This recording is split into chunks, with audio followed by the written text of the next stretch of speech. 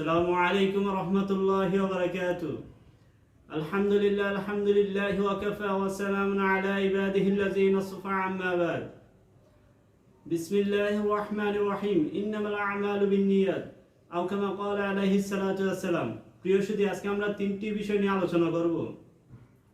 প্রতিটি রয়েছে আবার তিন প্রকার। আমরা যে তিনটি বিষয় নিয়ে আলোচনা করব তার প্রত্যেকটি আবার কত? তিন প্রকার।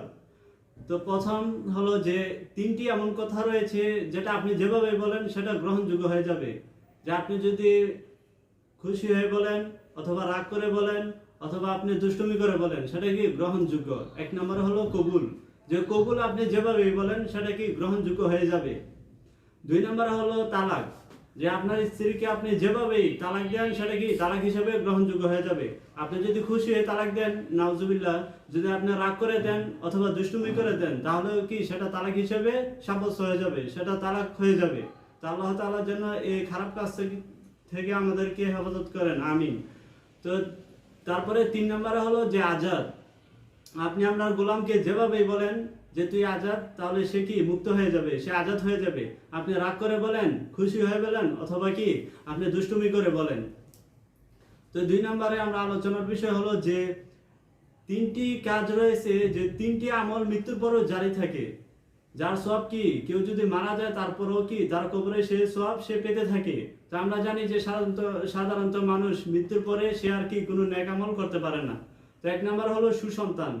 দুনিয়াতে যদি কোনো ব্যক্তি সুসন্তান রেখে মারা যায়, আর সে সন্তান যত ইবাদত করে তার সওয়াব তার পিতামাতা কবরে পেতে থাকে, সুবহানাল্লাহ। তো তার বিপরীতে যদি কোনো খারাপ সন্তান দুনিয়াতে রেখে যায়, তাহলে সে যত খারাপ কাজ করে তার জন্য কি পিতামাতার শাস্তি ভোগ করতে হয়। তো দুই নম্বর হলো উপকারী ইলম, যে উপকারী বিদ্যা।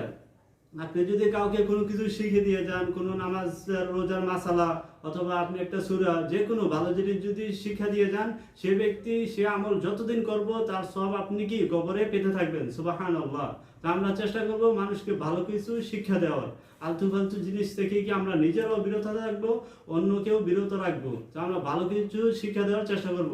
তিন নম্বর হলো যে সদকা জারিয়া, যে এমন সদকা, যেমন আপনি কোনো কিছু মসজিদ, মাদ্রাসা, অথবা মানুষের জনসাধারণের উপকার করার জন্য আপনি কোনো নলকূপ, অথবা ব্রিজ, অথবা রাস্তাঘাট, যে কোনো কিছু যদি আপনি নির্মাণ করে যান, তাহলে এটা যতদিন থাকবে তার সবকে আপনি ততদিন কবরে পেতে থাকবেন, সুবহানাল্লাহ। তো আল্লাহ তাআলা যেন আমাদেরকে এই ভালো কাজ করার, সবকে জারিয়া করার তৌফিক দান করেন।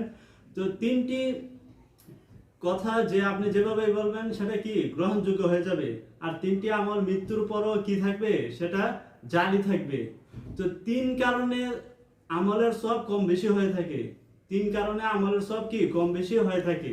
এক নম্বর হলো নিয়ত বা ইখলাস, যে আপনার নিয়তের কারণে আমলের সব কি আপনার কম বেশি হবে। যে আপনি নামাজ পড়তেছেন, যদি আপনার ইখলাস ঠিক থাকে, যে আপনার নিয়ত যদি ঠিক থাকে যে আমি একমাত্র আল্লাহ তাআলার জন্য নামাজ পড়তেছি, তাহলে এর সব বেশি পাবেন। আর যদি আপনার নিয়তে কোনো গরমিল থাকে, নিয়তে কোনো ঘাবলা থাকে, তাহলে কি আপনি এর সব কম পাবেন।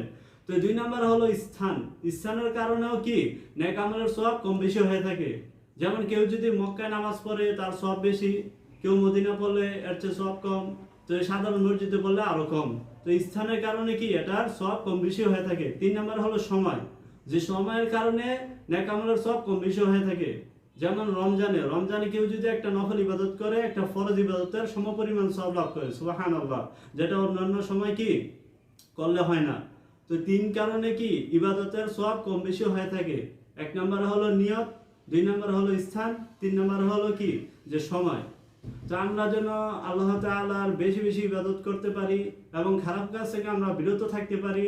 আল্লাহ তাআলা যেন আমাদেরকে তার প্রিয় বান্দা হিসেবে কবুল করেন। ওয়া আখিরি দাওয়ানা আলহামদুলিল্লাহি রাব্বিল আলামিন।